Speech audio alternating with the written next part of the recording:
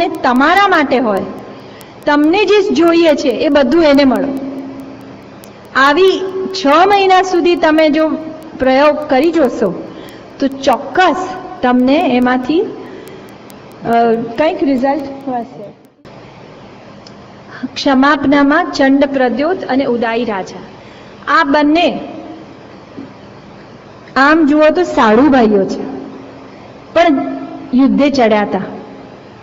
એક દાસીને, ઉદયન રાજાની દાસી હતા, એને લઈ ગયા અને ભગવાનને લઈ ગયા, એટલે યુદ્ધ કર્યું, ચડાઈ કરી ઉદયન રાજાએ.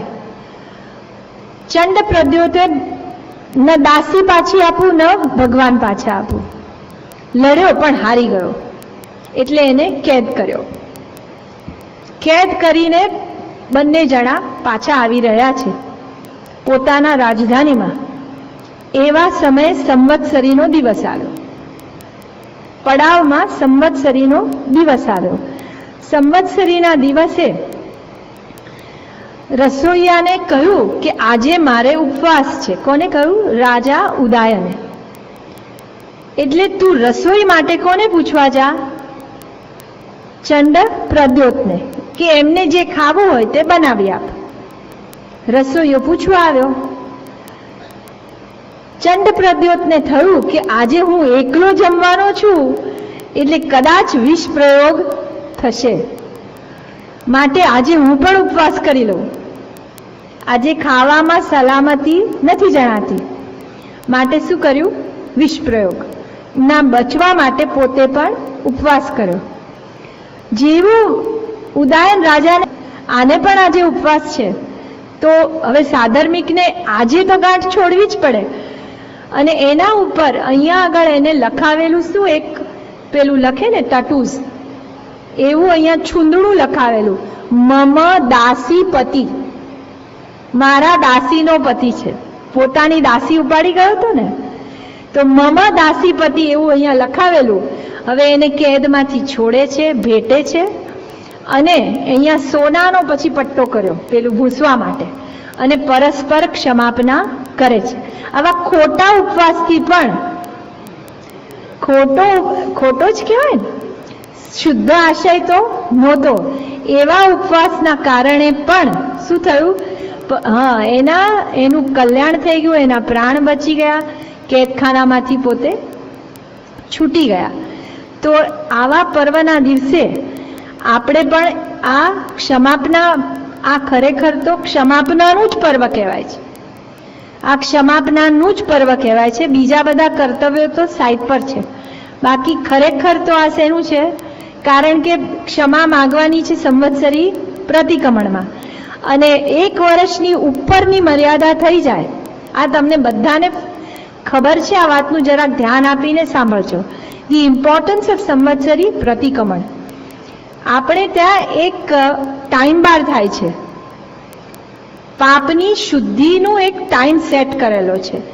1 વર્ષની અંદર જો તમે પાપની શુદ્ધિ કરી લો તો ફાઇન, નહીં તો ટાઈમ બાર થાય, પછી એ શુદ્ધ કરી શકાતા નથી. અને પછી શું થાય છે?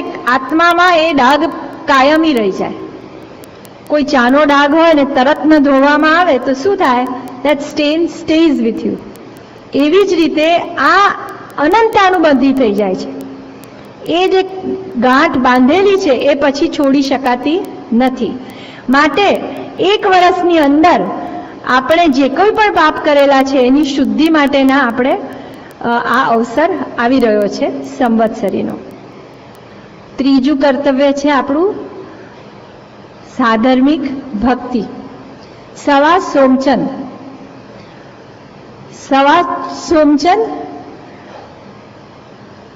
એક વખત વંથલીના એક શ્રાવક પોતાના વાણો પરદેશ ગયા હતા. વાવાઝોડામાં ફસાઈ ગયા. વાવાઝોડામાં ફસાયા એટલે લેણદારોને લાગ્યું કે હવે આપણા પૈસા સલામત નથી. વારાફરતી બધા સાથે જ લેવા આવી ગયા. હવે શું કરવું? એક શેઠ યાદ આવ્યા. સોમચંદ શેઠ હુંડી લખી, અ પ્રોમિસરી નોટ. લખતા લખતા એક આંસુ પડી ગયું અને લાખ સોનામોરની હુંડી લખી અને ભાઈ પહોંચ્યા. શ્રેષ્ઠીને ત્યાં જેવા પહોંચ્યા એવા એ શ્રેષ્ઠીના મહેતાજીએ કહ્યું, આવું કોઈ ખાતું છે નહીં આ ભાઈનું, પૈસા કેવી રીતે આપીએ? શેઠે કીધું, હુંડી બતાવો. હુંડી જોતા પહેલું શું દેખાઈ ગયું? આંસુ. એ આંસુ જોઈને કે છે, તમે આપી દો, મારા ખાતે લખી કાઢો. અપાઈ ગયા પૈસા. વાણો સલામત હતા, થોડા વખતે પાછા આવી ગયા. આવ્યા પછી પૈસા છૂટા થયા અને પૈસા લઈને પહેલા ક્યાં પહોંચે છે? માથે દેવું રાખવું નથી, અણહકનું લેવું નથી. જઈને આપવા જાય છે ત્યારે મહેતાજી કે છે, હજી પણ કોઈ ખાતું નથી, લઉં કેવી રીતે? આપવું પણ નહીં તો લઉં પણ કેવી રીતે? વળી પાછા શેઠને બોલાવ્યા. શેઠ કે છે, ખાતામાં છે નહીં, હું લઉં પણ નહીં, લેણા નથી માટે હું લઉં. આ ઝઘડો કયો ઊભો થયો? લેવાનો કે આપવાનો? આપવાનો ઝઘડો ઊભો થયો. એમાંથી શું બની ગયું? પાલીતાણાની એક ટૂંક તૈયાર થઈ ગઈ, સવા સોમચંદની ટૂંક. જે શિખર આપણને લગભગ સોનગઢથી આગળ જતા દેખાય છે ઊંચી, એ દાદાનું શિખર નથી, પણ આ સવા સોમચંદ સાધર્મિક ભક્તિ. મારા હિસાબે આપણે સાધર્મિક ભક્તિ કરવી હોય તો બેક એટ હોમ ઘણા બધા નીડી સાધર્મિકો છે. હેન્ડ ટુ માઉથ પણ જેને નથી, એવી એક ફેમિલી એડોપ્ટ કરીએ. બધે તો આપણે ન પહોંચી શકીએ, પણ મારા હિસાબે એક ફેમિલીનું ધ્યાન રાખવાનું. એકનું આપણે ધ્યાન રાખીએ. એના ઘરે કોઈ માંદું થાય, કોઈ લગ્ન પ્રસંગ આવે, છોકરાને ભણાવવાનું કારણ હોય, જે કોઈ પણ મોટા ખર્ચા અથવા રેગ્યુલર થોડીક income, something from your income, એવું જો કોઈકને પાત્ર દેખી, પાત્ર યોગ્ય પસંદ કરી જો આવું કરીએ તો શ્રેષ્ઠમાં શ્રેષ્ઠ કાર્ય થઈ જાય. આપણો ખર્ચો થોડો વધારે છે પર મંથ, એમ માનીને એક ઘરનું પોષણ કરીએ તો આ પ્રશ્ન ઘણો હલ થઈ જાય. સાધર્મિક ભક્તિ માટે શાસ્ત્રમાં કહ્યું છે કે એક ત્રાજવામાં સાધર્મિક ભક્તિ મુકાય અને એક ત્રાજવામાં કરેલા બધા ધર્મો મુકાય, બધા ધર્મના સુકૃતો મુકાય. તો પણ કે છે અહીંયા દાન, શીલ, તપ, ભાવ બધું જ મૂક્યું. ઉત્કૃષ્ટ માસ કમણ જેવા તપ બધું તમને જેટલું સારું યાદ આવે, મંદિરો બંધાવ્યા વગેરે બધું જ એક ત્રાજવામાં મૂક્યું ને બીજા બાજુમાં માત્ર એકની સાધર્મિક ભક્તિ કરી. દીન દુખી સમજીને નથી આપવાનું. જોજો, બિચારો શબ્દ તો બોલતા જ નહીં. એ બિચારા નથી, લાચાર નથી. ઘણા તો સાધુ સાધ્વી માટે બિચારા બોલે છે કે બિચારાને ખુલ્લા પગે ચાલવાનું. બિચારા શબ્દ જ ન બોલાય. ન સાધર્મિક માટે તો સાધુ ભગવાન માટે ક્યાં? એમના જેવા ખુમારી વાળા તો કોઈ છે ને. બિચારા ક્યાંથી? બિચારા તો કોણ છીએ? આપણે. એમની દ્રષ્ટિમાં કે આ બિચારા, ખ્યાલ આવ્યો? આ શ્રાવકો બિચારા છે. એટલે ગરીબ હોય એ બિચારો નથી, પણ પાપમાં બેઠેલો હોય ને એ બિચારો છે. દુઃખમાં બેઠેલો બિચારો નથી, પાપમાં સુખી શ્રીમંત બેઠા છે ને એ બિચારો છે. એ બિચારાનું શું થશે? ખ્યાલ આવ્યો? એટલે ભગવંતની દ્રષ્ટિમાં બિચારો સાધર્મિક નથી. સાધર્મિકને બહુ ઊંચી દ્રષ્ટિથી જોવાનો છે. અને આપણે સાધર્મિક દ્રષ્ટિ ખૂબ ઊંચી રીતે જોઈએ એમાં પ્રમોદ ભાવના ખીલે છે. મૈત્રી, પ્રમોદ, કારુણ્ય અને માધ્યસ્થ, આ ચારે ભાવના આ કર્તવ્યોમાં આવી જાય છે. બોલો, મૈત્રી શેમાંથી આવી? ક્ષમાપના. ક્ષમાપના કરશો એટલે શું આવશે? મૈત્રી. સાધર્મિકનું બહુમાન કરશો એટલે શું આવશે? પ્રમોદ. બહુમાન થયું ને, તો પ્રમોદ ભાવ કે ગુણ છે, મારા સમાન ધર્મી છે. કરુણા શેમાં આવશે? અહિંસામાં. અહિંસામાં શું આવશે? કરુણા, અને માધ્યસ્થ એટલે ટોલરન્સ પાવર.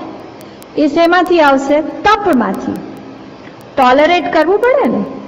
તપ એટલે સહન શક્તિ કેળવવાની, માધ્યસ્થમાં પણ સહન શક્તિ કેળવવાની છે. આ ચારે ચાર ભાવના આપણને આ ચાર કર્તવ્યોમાંથી ભાવવા મળે છે. અને પાંચમું જે ક્લાઇમેક્સનું આપણું કર્તવ્ય છે ચૈત્ય પરિપાટી, એમાંથી શું મળે છે? ઔચિત્ય, ધ રાઇટ બિહેવિયર, રાઇટ કોન્ડક્ટ, કે બધા સાથે મૈત્રીપૂર્ણ વ્યવહાર કરવાની શક્તિ આપનાર શક્તિ કેન્દ્ર કોણ છે? પરમાત્મા. બધામાં કરુણા કરવાની તાકાત. Where do you get the force? મૈત્રી ભાવ આપણો ઇન્ટુ એક્શન. તો મૈત્રી, પ્રમોદ, કારુણ્ય અને માધ્યસ્થ, આ ચાર કર્તવ્યોમાં આપણા ખીલે છે આ ભાવો. અને ખીલે અને વધુ ને વધુ આપણે એને એક્શનમાં મૂકી શકીએ. એના માટે ફોર્સ ને બળ ક્યાંથી મળે છે? પરમાત્મામાંથી. તો હવે નાગકેતુનું તપમાં દ્રષ્ટાંત છે કે એક નાનો બાળક હતો, સાવકી માતા હતી. સાવકી માતા એનો કાંટો કાઢવા ઈચ્છતી હતી. એકવાર રાત્રે એ સૂતો તો ત્યારે એની ઝૂંપડી બાળી નાખી. એ ઝૂંપડી બાળી અને પછી એ મરી ગયો. પણ એ જ મરવાના આગલા જ દિવસે એને એક કલ્યાણ મિત્ર હતો. બધાને છે કલ્યાણ મિત્ર? Everybody has a family physician. હા, ફેમિલી ફિઝિશિયન, ફેમિલી કાઉન્સેલર બધું છે. પછી એક કલ્યાણ મિત્ર ના જોઈએ કે જેને બધું પૂછી પૂછીને તમારું અંગત પણ કહી શકો, પણ એ તમને કઈ આઈથી જોઈને કે whether this is right or wrong? ધાર્મિક આઈથી. Follow. We may take wrong decisions in life. ધર્મગુરુ જ જોઈએ, પણ ચલો તમારા દેશમાં ધર્મગુરુ નથી તો એટલીસ્ટ કલ્યાણ મિત્ર કે જેની આયમાં ચોખ્ખો ધર્મમાં શું હોય, હી કેન ટેલ કે નહીં આ તું કંઈક ખોટું કરી રહ્યો છે. એવા સમયે આપણો હાથ પકડે ને ક્યારેક આપણને વારી શકે. તો એવા કલ્યાણ મિત્રએ કીધું તું આર્થ ધ્યાન ન કર, તારા કર્મે આ તને માતા મળી છે. તારે આ વિઘ્ન, તારી માતા એક વિઘ્ન સ્વરૂપ છે, એ વિઘ્નને દૂર કરવું હોય ને તો તું શું કર? હવે પછી પર્યુષણ આવશે. પર્યુષણમાં તું અઠ્ઠમ તપ કરજે. બહુ માંગલિક તપ છે. બધા કરવાના છો ને? કટકે કટકે પણ પૂરું કરાય. તો એ માંગલિક તપ છે, તો માટે તારું કામ થઈ જશે. એ અઠ્ઠમના ભાવમાં સૂતો 9 મહિના રહીને એક શ્રેષ્ઠીના ઘરે જન્મ્યો. ત્યારે બરોબર પર્યુષણા પર્વ ચાલી રહ્યા હતા. એ પર્યુષણા પર્વમાં એને સાંભળ્યું, ઘરમાં જન્મ્યો છે કે કોઈ બોલે છે ઘરમાં ધાર્મિક સંસ્કારોથી વાસિત થયેલું ઘર છે. કોઈ કે છે ઉપવાસ કરશું, કોઈ કે છે અઠ્ઠમ કરું. એવું જ વાતાવરણ આપણા ઘરમાં છે ને અત્યારે. આજે તો ઘણાને ઉપવાસ હશે, કાલે ખીચી નાખો, વાંધો નહીં આવે. તો એ તપની વાતો ચાલી. અઠ્ઠમ અઠ્ઠમ શબ્દ સાંભળીને શું કર્યું? જાતિ સ્મરણ જ્ઞાન થયું. અને એ નવજાત શિશુએ અઠ્ઠમ સંકલ્પથી કરો. ન ખાધું, ન પીધું, ન કંઈ, સાવ નિશ્ચિત થઈ ગયું, જાણે હી વોઝ ડિક્લેર્ડ ડેડ. એટલે એને ક્યાં મૂકી આવ્યા? એ વખતે બાળતા નહીં પણ દાટી દીધો. દાટ્યો ને આવું જીવતા બાળકને દાટી દીધો એટલે ધર્ણેન્દ્રનું આસન હલ્યું. ધર્ણેન્દ્ર દેવ બ્રાહ્મણના વેશમાં આવ્યા અને પછી બધાને કહે છે આ જીવતું છે, કાઢો એને બહાર. અને પછી એના અંગૂઠામાં અમૃતનો સંચાર મૂકીને એમને પારણું બાળકને કરાવે છે. આ નાગકેતુ મોટો થઈ અને પછી ભગવાનની પૂજા કરતા કરતા, ફૂલ પૂજા કરતા કરતા કેવળ જ્ઞાનને પામે છે. તો એ આ અઠ્ઠમ તપની વાત, એમાં નાગકેતુનું દ્રષ્ટાંત લક્ષ્મી સુરીશ્વરજી મહારાજ સાહેબ આપતા હોય છે.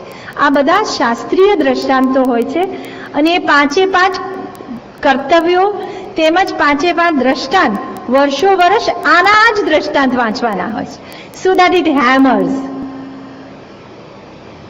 છેલ્લું દ્રષ્ટાંત છે પાદલિપ્ત સૂરીનું. ચૈત્ય પરિપાટી પોતે રોજ પોતાની શક્તિથી પગે લેપ લગાડીને 5 તીર્થોના દર્શન કરવા જતા હતા. હવે થોડુંક પાછા આ કર્તવ્યોને વિશે થોડીક સ્લાઇડ્સ આપણે જોઈએ કે this is time to check and choose કે આપણે કયો રોડ લેવો છે. સી, આપણે અત્યારના ઇવેલ્યુએશન કરવા બેઠા છીએ, પછી નવા વર્ષનું રેઝોલ્યુશન પણ કરવાનું હોય, કાંઈક પ્લાનિંગ પણ કરવાનું. આગલા વર્ષમાં સર્વૈયું કાઢીએ, આપણે જોઈએ કેટલું જમા છે, કેટલું ખોટું કર્યું, કેટલું સારું કર્યું, પછી એના એ જ રીતે ના ચાલીએ, કાંઈક તો ફેરફાર કરીએ કે ના કરીએ.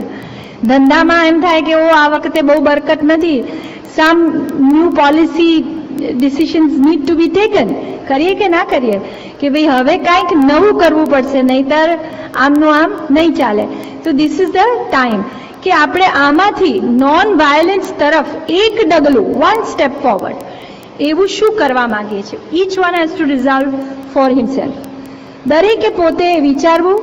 આટલા દિવસ દરમિયાન જો કર્તવ્ય 8 દિવસ કરી લીધું, ઓકે, લક્ષ્મી સુરેશ્વરજી મહારાજ સાહેબે કહેલી આજ્ઞા થઈ ગઈ, પણ જીવનમાં એક નવું અહિંસા, 1 સ્ટેપ ટુવર્ડ્સ અહિંસા.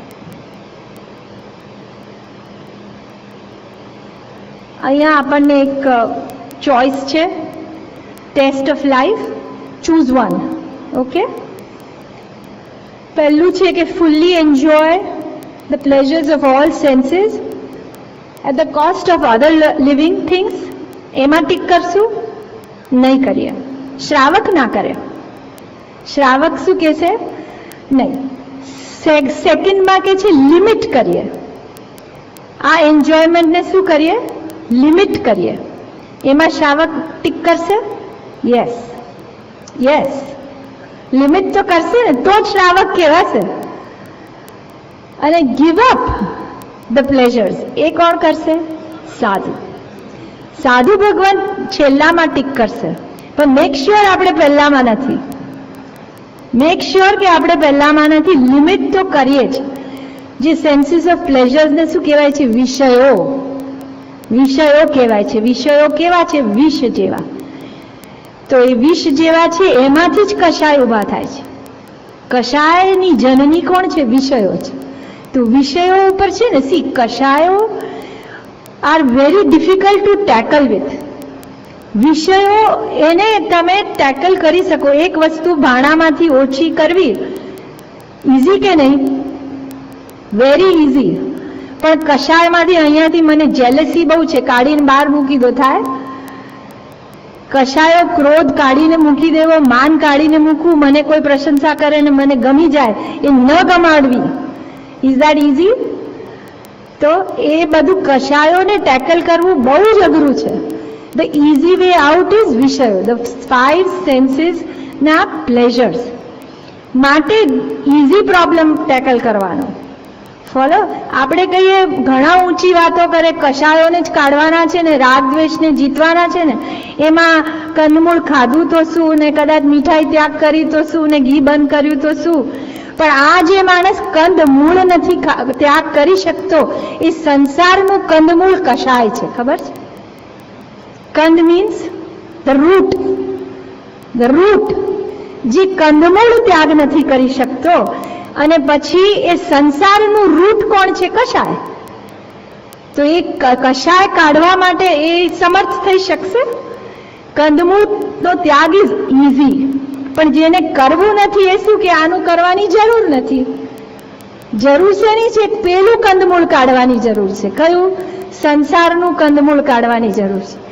એ પણ કરી શકે નહીં ને આ કરે નહીં. અતો ભ્રષ્ટ તતો ભ્રષ્ટ, એવી હાલત થાય. એના કરતા do what you can and aim for that. એટલે એ ભૂલે છે જે આજ કરીને બેસે ને પેલું લક્ષ્ય ના રાખે, એ પણ ભૂલેલા છે. એ પણ ભૂલેલા છે. બંને જોઈએ, ડ્રાઇવિંગ બી કરવાનું ને જોવાનું બી ખરું, નહીતર શું થાય? એટલે બોથ આર રિક્વાયર્ડ. લક્ષ્ય પણ જોઈએ, આંખો મીચીને નથી કરવો ધર્મ. જાગૃતિપૂર્વકનો કરવો છે. ડ્રાઇવિંગ કરવું છે, you have the right road, પણ you can't close your eyes, right? તો લક્ષ્ય પણ જોઈએ છે, દિશા તરફ રાઈટ દ્રષ્ટિ પણ જોઈએ, સાથે સાથે ડ્રાઇવિંગ કરવું છે. ખાલી ગાડીમાં બેસી રહેશું તો પણ નહીં પહોંચીએ, right? So you have to ગતિ પણ જોઈએ, તો જ પ્રગતિ થશે. સો એટેક ધ વિષયો.